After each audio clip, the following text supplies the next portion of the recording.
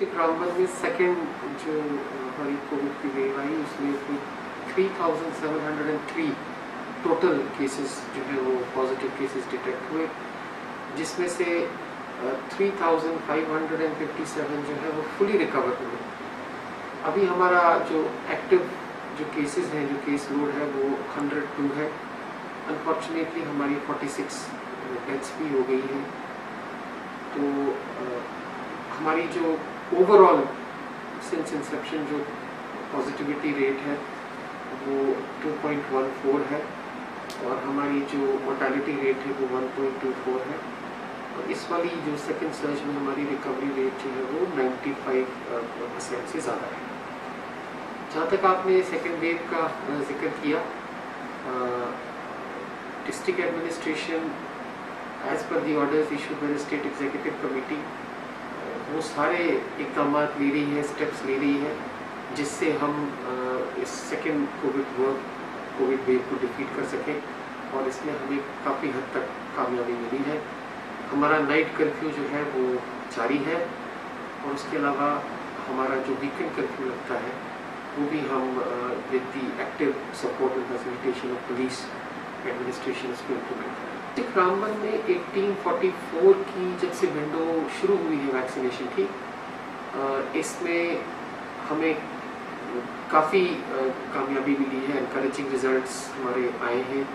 हमने अपने टारगेट के अगेंस्ट कोई तकरीबन 29,000 से ज़्यादा लोगों को जो है वो ऑलरेडी वैक्सीनेट कर दिया है, which is more than 20% of the total targeted population of 1.42 lakh. On an average हर दिन हम तकरीबन 2,500 से 3,000 के बीच में 18 से 44 की कैटेगरी को वैक्सीनेट कर रहे हैं। हमारी कोई 90 वैक्सीनेशन साइट्स इस वक्त एक्टिव है। उसके अलावा कोविड की जो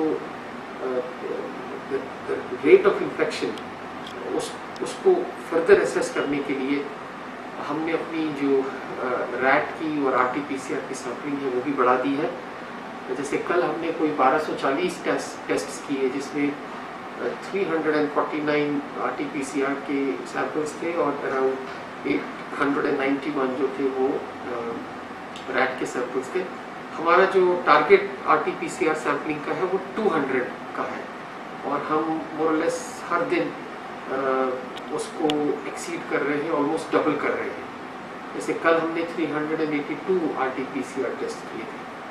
तो इससे हमें एक फेयर इंडिकेटर मिलता है of the spread of infection in the district. Covid की सेकेंड सर्ज, जैसे कि आपने बिल्कुल सही कहा कि हमें बिल्कुल कॉम्प्लेसेंट नहीं होना है।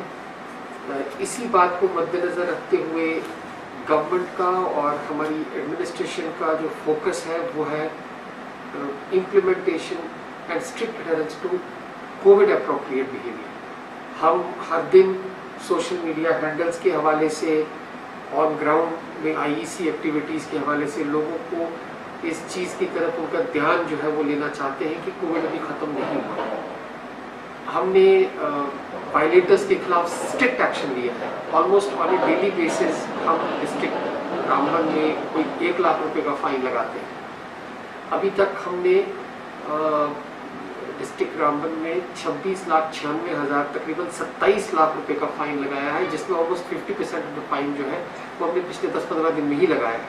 हमने अपने क्राउडेड प्लेसेस को, हिल स्टेशंस को, जहाँ पर लोग आते हैं उनको टारगेट किया है। हमने बसेस को टारगेट किया है जहाँ लोग ओवर जो लोडिंग करते हैं, जिससे इन्फेक्शन के फैलने का खतरा है। उसके अलावा रिसेंटली गवर्नमेंट ने एक और स्टेप लिया है जिससे हम एक एक्चुअल असेसमेंट करें इन्फेक्शन की। वो है कि जो हमारी रैट की जो टेस्टिंग का जो टारगेट है वो बढ़ा दिया गया है। अब हमें हर दिन 2000 रैट के टेस्ट करने हैं and the sampling, the RT-PCR sampling has to be 25% of the overall RAT sampling. इसका मतलब ये है कि हमारा जो RT-PCR का टारगेट है वो भी बढ़ के 500 के आसपास हो गया। तो जब हम इतने टेस्ट करेंगे तो हमें एग्जैक्टली पता चलेगा कि हमारा जो है where do we stand so far as कोविड-19 इन्फेक्शन। रिसेंटली गवर्नमेंट ने एक एडवाइजरी भी जारी की है mentally we will have to prepare ourselves for the third wave. Third wave ना आए, उसको हम कंट्रोल करें, उसके लिए 15 प्रोमिसेस की कमिटमेंट लोगों से मांगी गई है। हम भी अपने फेसबुक पेजेस पे, सोशल मीडिया के हैंडल के हवाले से, directorate of information and public relations के हवाले से प्रेस नोट्स इशू करते रहते हैं आईसी एक्टिविटीज़ के थ्रू, कि जो ये 15 प्रोमिसेस हैं उसमें ये जो स्टैंडर्ड प्रोमिसेस हैं, जैसे आपको मास्क बिल्कुल लगाना है, ख़ासतौर से अगर आप किसी क्राउडेड प्लेस में हैं, अपने हाथ धोने हैं, सैनिटाइजर्स का इस्तेमाल करना है, सोशल डिस्टेंस को मेंटेन करना है, साइकोलॉजिकल हेल्प लेनी है, क्योंकि बाय स्टेइंग इंडोर्स आपको कोई don't go through the phase of depression, आपको साइकोलॉजिकल हेल्प लेनी है। इसके साथ कोई स्टिग्मा एसोसिएट ना किया जाए।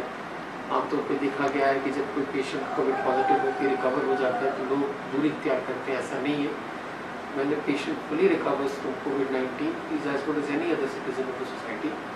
तो जो इसको स्टिग्मेटाइज किया जाता है उसको दूर करने के लिए, प्लस जो प्रिवेंटिव वॉलंटरी मेजर्स लेने हैं, you don't have to be in denial mode. किसी को डिनाइल मोड में नहीं रहना है। अगर उसको लगता है कि उसे कोविड के सिम्टम्स हैं तो immediately you should get himself tested.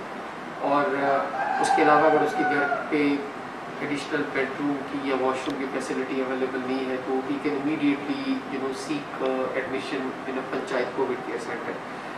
तो ये सारे इकदाम हमको करने हैं। We don't have to lower guard. लोग कंप्लेसेंट हो रहे हैं और उनको उस चीज़ से उनको बचना है। थर्ड वेव से बचने के लिए जो सबसे इम्पोर्टेंट ब्रह्मास्त्र हमारे पास है वो है वैक्सीनेशन। हमने जैसे कि मैंने पहले भी बताया कि 18 to 44 कैटेगरी में हमें बहुत ही शानदार इंकरेजिंग रिजल्ट्स मिल रहे हैं और हम ये कोशिश कर रहे हैं कि जो 45 प्लस में हमारा बैकलॉग है उसे भी इमीडिएटली हम वैक्सीनेट करें। थर्ड वेव में vaccination will be the biggest protection to safeguard our lives. हमने जो स्टैटिस्टिकल डेटा हमारे पास अवेलेबल है, हमने उसमें देखा है कि जितने भी लोगों की डेथ्स हुई हैं अक्रॉस द कंट्री और यूपी में, majority of the people, almost more than 99% of the people have not been vaccinated. उनकी वैक्सीनेशन नहीं हुई। वैक्सीनेशन जैसे कि मैंने कहा will be the greatest protection against the कोविड-19 इन्फेक्शन। एक्चुअली हमारी साइट्स जो थी वो बिटवीन 65 to 70 एक्टिव रहती थी, लेकिन जब से हमें 1844 की कैटेगरी में इनकरेजिंग रिजल्ट्स मिले हैं सो हमने अपनी साइट्स भी बढ़ाई है। इस वक्त हमारी टोटल एक्टिव साइट्स जो हैं डिस्ट्रिक्ट रामबन में 90 है। अभी लो हैंगिंग फ्रूट की स्टेज चल रही है। बहुत सारे हमारे यूथ, ये बड़ी खुशाइन बात है, और 1844 कैटेगरी के बहुत सारे लोग वॉलंटियर करके हमारी वैक्सीनेशन साइट्स पे खुद आ रहे हैं। तो in order to target those people जो थोड़े इनएक्सेसिबल, आपको जैसे पता है Ramban district entirely hilly district है, तो जब हमें ये लगेगा कि we have to reach out to the people, हमें डोर टू डोर कैंपेन शुरू करना है, तो हम वो एक्टिविटी भी शुरू करेंगे जिस तरह हमने 45 प्लस कैटेगरी में किया था। और हम हर उस शख्स को हु नीड्स दिस वैक्सीनेशन उसको हम डोज एडमिनिस्टर करेंगे। मैं इस प्रेस कॉन्फ्रेंस के हवाले से लोगों को ये भी बताना चाहूँगा कि वैक्सीनेशन न सिर्फ उनकी अपनी प्रोटेक्शन है, बल्कि ये उन लोगों की भी प्रोटेक्शन है जो किसी हेल्थ इश्यूज़ के कारण या किसी और मेडिकल कंडीशन के कारण वैक्सीनेशन नहीं लगा सकते हैं, तो वो उनकी भी प्रोटेक्शन है। प्लस जो बंदा भी वैक्सीनेट हो जाता है तो वो अपनी प्रोटेक्शन तो इंश्योर करता ही है और साथ साथ अपनी सोसाइटी की भी वैक्सीनेशन को इंश्योर करता है। मैं तमाम गवर्नमेंट एम्प्लॉइज़ से भी ये रिक्वेस्ट करूँगा कि अभी तक अगर उन्होंने वैक्सीनेशन नहीं लगाई है तो वो भी इमीडिएटली अपने आप को वैक्सीनेट करें, क्योंकि उन government employee comes into interaction और इंटरफेस उसका पब्लिक के साथ होता है, तो जब वो वैक्सीनेट होगा तो वो खुद सेफ होगा, और जब उसकी सेफ्टी होगी तो बाकी एम्प्लॉइज़ की भी सेफ्टी होगी।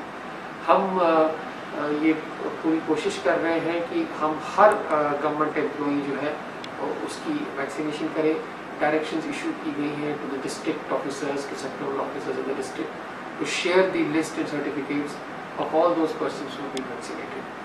तो इसी तरह क्राउडेड प्लेसेस में, बस स्टैंड्स में, शॉपकीपर्स, ढाबा वालास, रेस्टोरेंटियर्स, होटलियर्स, उन सब की हम प्रायोरिटी जो